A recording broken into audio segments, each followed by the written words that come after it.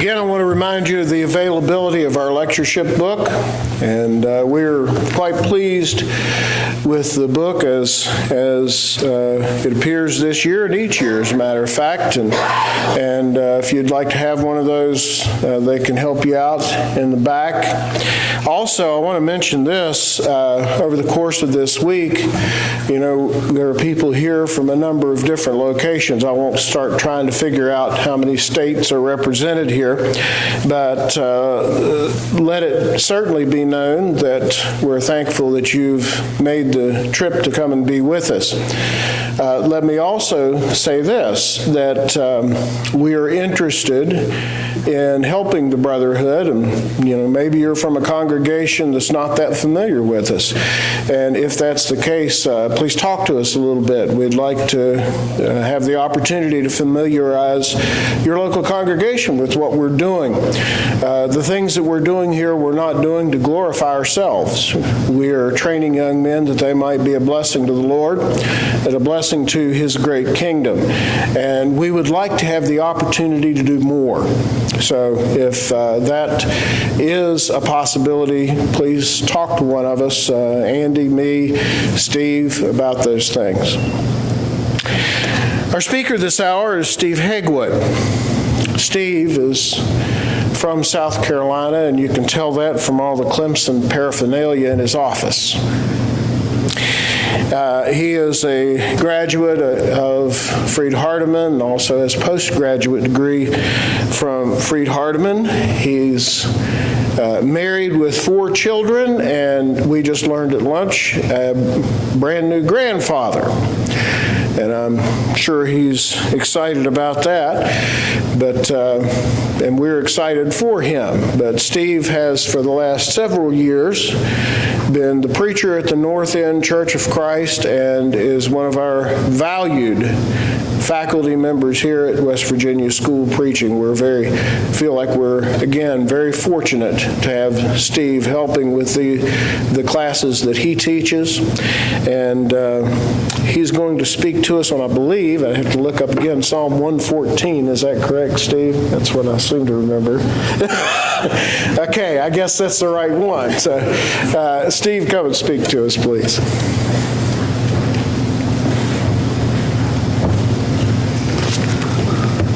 I just want to say that not everyone has a Terry Varner impersonation. It would be quite disrespectful to someone of his stature. We love Terry. Terry is one that every student that comes through here looks up to and honors, counts it an honor to have sat at his feet.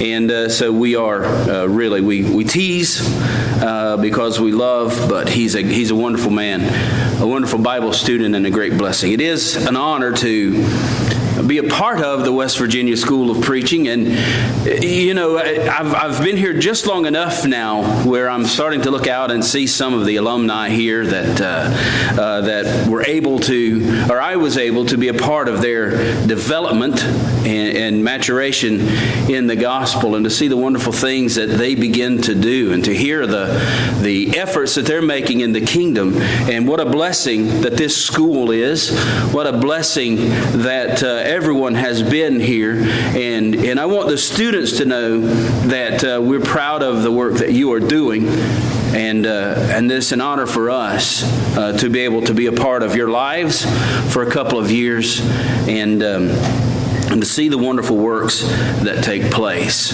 I have become a grandfather. Now, how many of you can say that you were in China when your grandchildren were born? Such was the case for me. We left on a Tuesday. My grandchildren were born the following Tuesday while we were in China, and made every effort to get to them the Tuesday after that. So for the first week of their life, I was eating raw fish and And they were learning to be human beings outside of the womb. First thing we did, of course, when we landed was make a beeline to Canton, Ohio, to Altman Hospital to visit with them, and spent 2 whole days soaking in every moment of that I could. It's amazing. Believe it or not, I have a few pictures if you'd like to see them. My phone at one time looked at me and said, "Take it easy, man." It's a blessing. God is such a tremendous God. These children were born at 27 weeks gestation, which, by many accounts in many places, they would not survive outside the womb. They're still developing and growing things vital to their survival, but God has given us so many advancements in modern technology and so many blessings that they'll be in what they call a NICU, neonatal, intensive care unit for a few months. But all indications are these children are going to grow and have the opportunity to be a blessing to others in the service of God. And so what a blessing that it is. We do covet your prayers on their behalf, if you would. Well, I've been assigned Psalm 114, encouraging my spirit in times of deliverance. Psalm 114 is a bit obscure. I don't know how many of you have done a detailed study of Psalm 114. Probably those who have studied through the Psalms have looked at it. But most of us, if you talk to the normal person, the average person in the pew, they probably have not spent any detailed time in the 114th Psalm. In fact, when I was gathering information from the 114th Psalm, there are many Psalms that are popular. The 119th Psalm, the 23rd Psalm. There are many Psalms. You can find books that were written just about this particular Psalm. Not the case for the 114th Psalm, which in my opinion, after studying it, in my estimation of the Psalm, is a disservice to the brotherhood. Because this Psalm was enriching and enlightening. This Psalm was encouraging and such a wonderful piece of literature that it ought to be studied by those who look into psalms and poems and Hebraic literature just because of the nature and the value of the beauty of the literature and the poetic nature of this particular psalm. Spurgeon, which many of us probably have looked at because of his wonderful work in the Psalms, but he writes this about the literary nature of it. He says, "The sublime song of the Exodus is one and indivisible. True poetry," here he says, "has reached its climax. No human mind has ever been able to equal, much less to excel the grandeur of this psalm. God is spoken of as leading forth his people from Egypt to Canaan and causing the whole earth to be moved at his coming. Things inanimate are represented, imitating the actions of living creatures when the Lord passes by. They are apostrophed and questioned with marvelous force of language till one seems to look upon the actual scene. The God of Jacob is exalted as having command over river and sea and mountain and causing all nature to pay homage and tribute before his glorious majesty." The words, the pen of Spurgeon, overflowing with excellence in the praise of this psalm, and in my opinion, even he falls short of expressing the beauty that we find in the 114th Psalm. It's a poetic work of the highest caliber, definitely worthy of a view for the student, which of course one would expect from anything that's inspired by the God of the universe. The author writes 8 verses of text and employs what we call Tetris Ditches. In other words, they're matched pairs in 4 lines, and he gives this parallelism that helps us to understand. He says, "What is your name?" Jacob, you see, because we're talking about the land here of Israel. And so we're understanding all of these things through the pen of the psalmist.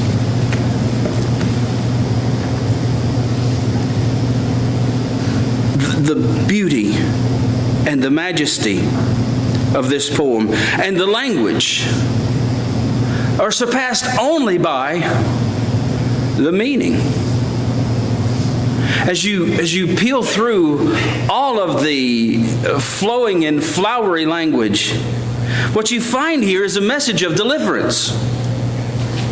A message given of a time when the people of God were oppressed, when the people of God were under the thumb of a mean king, were under the thumb of a king who did not know them, who did not love them, who had no appreciation for the work that had been done in years past by Joseph in delivering the land, of the promise that was given that the people of Israel would be protected by Egypt.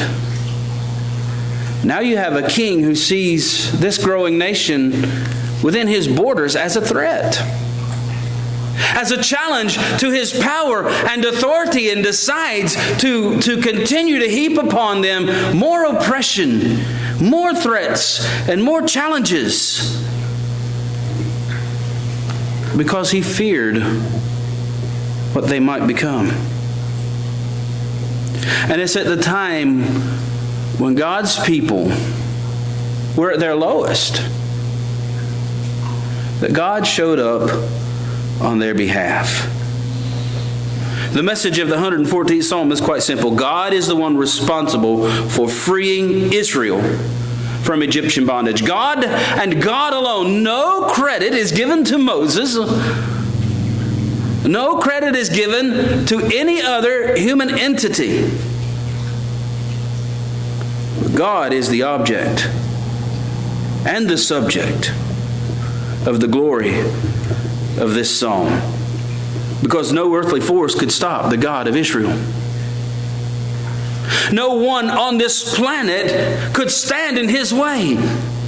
Even the Red Sea that acted as a barrier between God's people and freedom as the armies of the Egyptians approached from behind could not stand in the way of God. As all it simply took was for one of God's emissaries in the person of Moses to raise his hand, and the very sea wall developed on both sides, such that the people of Israel crossed on the floor of the sea, but it was dry land, and walked safely to the other side. During this travel, he caused foul water sources to produce fresh water. He caused rocks to send forth drinking water. He caused this stuff. The word manna, what is this? To be a bread from heaven. And even when they complained, he gave them quail meat to fill their bellies. No hill, no mountain, no valley, no challenge too strong for delivering God. Even the most powerful nation on the planet could not hold God's people when God moved, because God is the deliverer.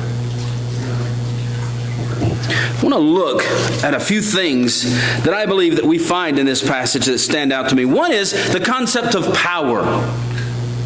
You have to see the power of God when you read the 114th Psalm, and you're reminded of the delivery of God's people from Egypt. The term power.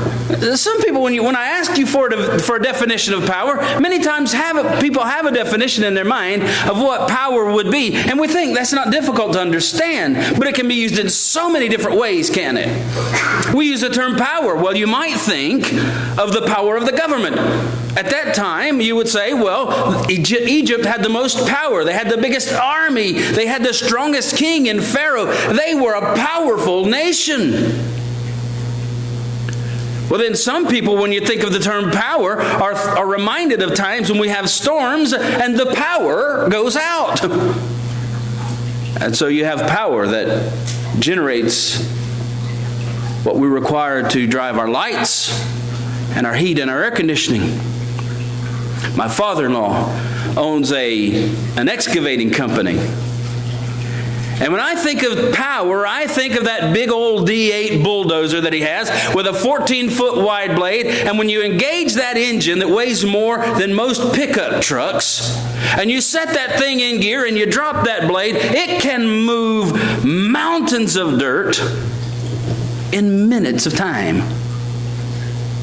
Power. In fact, as I looked up the term power, there were some 12 different definitions listed for the term power. So I thought, well, power, although it seems easy to understand, maybe it's not quite as easily explained as we think.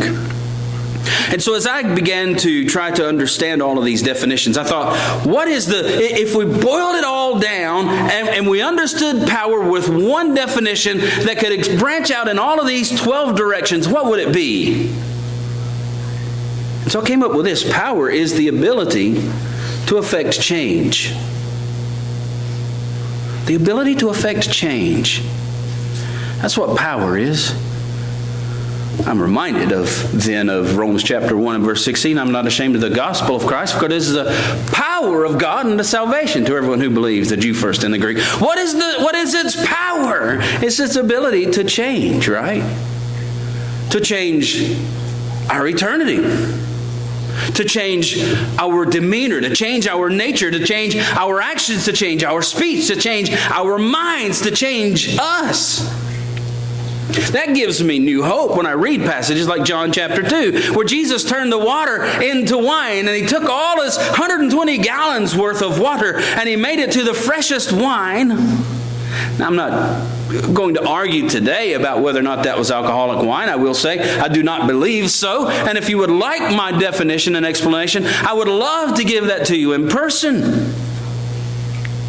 But here's the point of the miracle that we often miss when we argue that. 120 gallons of water. Multiply that times 8, and you get roughly how much that would weigh, right? Because water weighs about 8 pounds per gallon. 960 pounds. That's 960 pounds. And in an instant, it changed from plain, ordinary, everyday water to the sweetest and best wine. Now, you do realize that the human body is made up somewhere of 60 to 80% water, depending on who you talk to and what book that you read. So we'll go with 60. All right? And so I would tell you how much water there is in my body, but that's really none of your business. It's less than 960 pounds. I promise you that. If Jesus can in an instant change the water, plain, everyday water, 960 pounds to the sweetest and best wine, imagine what he can do to little old you. That's power. That is power. Discussed this concept at length in China this very year. The power of God, because that was one of the things, and we got into a lot of that temporal versus eternal concept, the perishable versus the imperishable, because we had to answer the question for a chemistry teacher, where did God come from? And so we had to explain to him the concept of coming from somewhere is simply for us. Because we are temporal, but God is eternal. And when you're eternal, you don't come from anywhere. But we are in a limited space, so we're limited in our ability to understand that. But that eternality gives him that power that he can speak over a period of 6 24-hour segments of time and say, let there be. And everything came into existence. Everything. And it was argued, not everything came into existence. All these things were made, but man began to develop these things and to create these things and all of these different things that we've come up with since then. And so I pulled up a picture of the periodic chart and I said, everything is made from this. It all comes to this, and God made this. So God made everything. Power. Unbelievable, unfathomable power. You want to talk about power to change? How about taking nothing and creating everything in 6 days? In this psalm, we find the God with the power to create, with the power to speak our world into existence, who could use it for personal gain. It's His power. He could have done whatever He wanted to with this power. After He created us, He could have toyed around with us. He could have played with us. He could have done whatever He wanted. When He got tired of us, He could have. And we're gone. Just ask the people in Noah's day. But in this psalm, we find that God uses all of this creative power that He has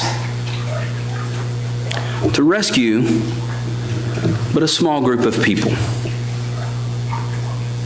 Smaller than the people in whose land they dwelt, although growing. And yet God used all of that power for that little bitty group. The power of the Redeemer. And He used it in a very interesting fashion. Because He is God. He could have taken His mighty hand and waved it around like that, and everybody in Egypt would have fallen dead at His command. But He's wiser and He's more powerful than we can even imagine, because instead of doing that, He chose 10 plagues. He told the people of Israel, He said, you gather up all the water that you can, because in just a few days that water is going to be undrinkable. And so He turned all of the water to blood. Even the Nile River, the source of life, they thought, in Egypt. Yet it was unusable. Well, old Pharaoh wasn't impressed. He told his magicians, you see this? And they made up some fake thing, and they were able to copy it and to make it look like they'd done something fantastical. And so Pharaoh wasn't impressed. So God caused frogs all over the face of the land. When we go on vacation, many times we go down to a place in the panhandle of Florida called Port St. Joe. Nice little place. Stay away from there, please. Don't want it filled up with people. It's a beautiful place. We had the whole place to ourselves on the 4th of July one time. That's why we go there, because there's nobody else that comes around. Well, the one little house that we stayed in, used to stay in, it was destroyed by a hurricane a few years ago, but it was a place that was only inhabited once a year, and that was the week that we went down.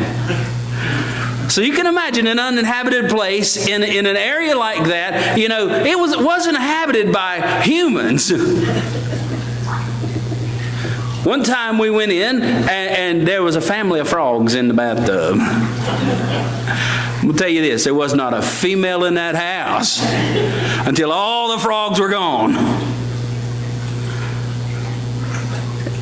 It was kind of gross. I cannot imagine. Can you imagine? You wake up in the morning and you put your feet down on the ground and you're squishing frogs. And you know, you walk in there to get your breakfast and you got to swat the frogs out of your cereal bowl. Gross, right? Gross. Well, that wasn't enough. That wasn't enough to convince Pharaoh. Why not? So then God sent lice. Magicians try to copy this. They say, well, your God's so great, He makes it. We can do that. Hey, wait, where's the formula for lice? I don't know. We're missing some ingredients here. We can't do it. And then God sent the flies because Pharaoh still wasn't impressed. Now the magicians don't even try this time. We can't do that, Pharaoh. So Pharaoh begins to bargain with God. He starts to try to make deals, and God said, Pharaoh, I'm not here to bargain with you. You're going to do what I told you to do. Period. I'm the one with the power. Pharaoh's thinking, no, you're not. I'm Pharaoh. I'm a God. And God said, no, you're not. So then, the next plague was the death of the livestock. And we think, well, the death of the livestock, that would be devastating. Now, here's an important thing to notice, too, is at this point in time, up until now, the plagues have also been affecting those in Israel. But at this point in time, the livestock for the Egyptians begin to die. But guess what? The livestock for the Israelites survive. God is now identifying that distinction. My people are separate, and I'm protecting them. But think about it too. The death of the livestock was an insult and an assault against the gods of Egypt. Many of the representations of the gods were made in the form of livestock.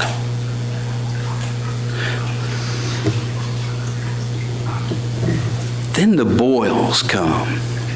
You ever had a boil? Painful, isn't it? Hurts.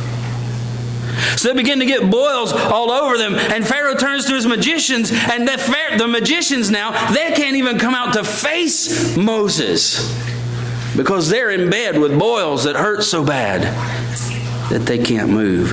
Then hail falls from the sky and kills some of the animals that are left and some of the plants. And Pharaoh begins to lie to Moses and to God. The locusts come and devastate the remainder of the Egyptian crops. Whatever the hail didn't kill, the locusts killed. The people are begging God, begging Pharaoh, let these people go. But Pharaoh has such a hard heart, such a stubborn individual. Then the darkness for 3 days, everywhere but Goshen. Pharaoh tries to bargain with God again. And God said, we will not be bargained with.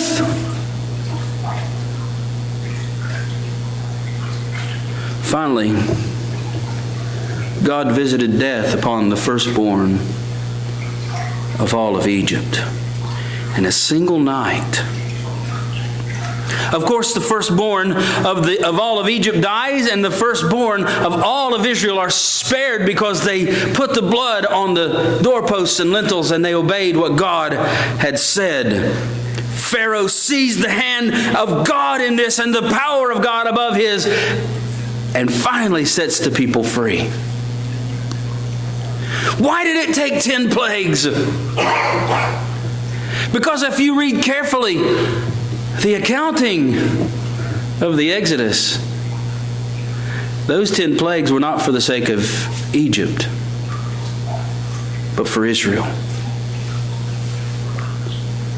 They learned the power of God, the protection of God, and their dependence upon God. So God gets his people free from captivity, and now they're escaping, and they're living their lives free of the hand, and God feeds them quail and manna. And he gives them the pillar of fire by night and the clouds by day to protect them. And every time they come up against an enemy, God's people prevail because of the power of God. And quickly, we need to move on. Somebody put the clock on fast forward. Did you do that, Dan? We also see in this passage the praise of God. Praise is an expression of approval or admiration often associated with thankfulness. That was the point of the 114th Psalm. It was read on the last day of the Holy Week of Passover, and they would read this to express their appreciation for all that God had done, remembering the deliverance that God had given them as they came out of Egypt. Vital to their worship of God was this particular psalm of praise. I'm reminded of when Jesus goes into Jerusalem. Remember, for that last time? And as he's going into Jerusalem, all of his disciples, all of his followers, all those who have seen the many wonderful and great things that he's done, they start lining the roads and they begin laying palm branches down for him to enter into the city. And they begin to sing, "Hosanna to the Son of God. Blessed is he who comes in the name of the Lord. Hosanna in the highest." The Jewish leaders were not impressed. They told the people, "Stop this, shut up." They told Jesus, "Tell your disciples to stop saying this." And Jesus replied that if he were to tell them to quit, that even the stones and the rocks would cry out.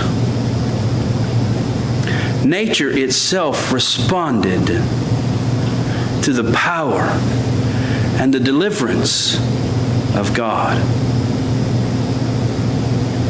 Praising God is the purpose of the planet. Glorifying the Almighty. The heavens declare the glory of God in the firmament, His handiworks. All that is, all that was, and all that ever will be is intended to be for the praise of the Almighty. Passover was a very high and holy time for Israel. Very few events that were as special as it. And there were many things that were undertaken during this week. One of them was the recitation of the 114th Psalm to sing the praise of God. This poetic verse would proclaim just how wonderful God is because of His power, because of His might, because of His love, because of His care, because of His protection. The power is significant for a Christian. A God who cannot manipulate the physical forces of the universe is not a God. Remember when Elijah went to Mount Carmel, and all of the prophets of Baal were there, all the priests of Baal, and they gathered together and they said, "Let's have this contest that Elijah had called for." And they built this altar and they set this animal upon it, and they cry out to their God and they say, "Please come and consume this sacrifice." And they cry and they cry and they wail and they wail and they scream and they pray, and nothing happens. And they begin to cut themselves so that they bleed, and nothing happens. And Elijah makes fun of them. Maybe he's taking a nap. Maybe he's on a walk. He just can't hear you right now. You got to cry louder. And no matter how loud they were, there was no fire forthcoming, because there was no God to whom they prayed. And then Elijah, with a simple prayer, after covering it with water and digging the trench, and it's so covered in water, the sacrifice and the altar, that the trench is full of water. And with a simple prayer, I'm going to paraphrase, Elijah said, "Okay, God, now show him who's boss." And the fire came from the heaven and consumed the sacrifice, licked up the water in the trench. And God prevailed again. The power of the Almighty is important because He's made some pretty outlandish promises. He's promised us, when you die, I've got something wonderful for you. You're not dead like all the animals. I make a distinction, by the way, between humanity and the animal kingdom. I do not believe we belong in the science book listed amongst other animals, because none of the other animals was made in the image of God. None of the animals that exist on the planet have the promise that we have. None of the animals has an eternal life waiting for them. but we do. The power that God displayed in His creation, in His deliverance, says that I can deliver you. You work and you strive and you live this glorious life that I have prescribed for you, and I have an eternity in heaven waiting. If God did not have the power to deliver Israel from Egypt, He would not have the power to deliver us from the oppression of sin that so easily ensnares us. But He did. So He does. God's power is important. So then is our praise. Because that is the purpose for our existence. Isn't that what Solomon said? To fear God and keep His commandments? That is the whole of man. Everything that you ever do should be motivated by that one single thought. To fear God and keep His commandments. That's everything that you must do.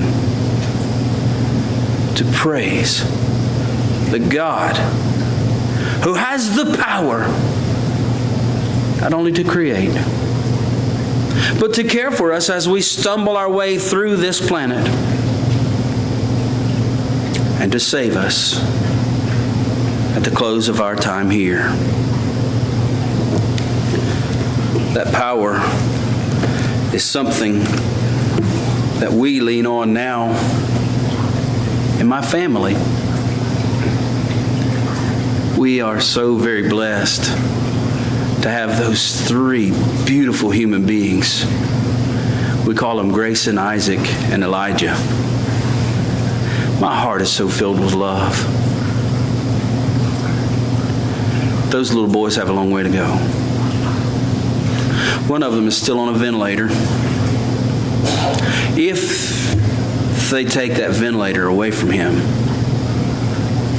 I'll have 2 grandchildren. Many things that those little boys are trying to do outside the womb that most of us had the privilege of doing inside the womb. Without the power of God, right now I'd be a basket case. My worry, my concern, my stress, I would not be able to function. But I have prayed to the Almighty. I have taken my petition to the throne room of the Creator of the universe. And He promised me that He would hear me. He promised me that if I believe that He will listen and that He will attend to my prayers, that He will answer. So I'm here today instead of Canton. I'm here today instead of Canton because I believe in and I trust in the power of God. And I know beyond the shadow of any doubt that those 2 boys are secure in the hand of the Almighty. Now, if I have that much trust in God, in that, how much greater trust can I place in Him for my eternity? Which is far better. Far better. That eternal promise that we have in the Lord. God encourages my spirit because of His deliverance. Looking forward to my deliverance. And I'm ever thankful.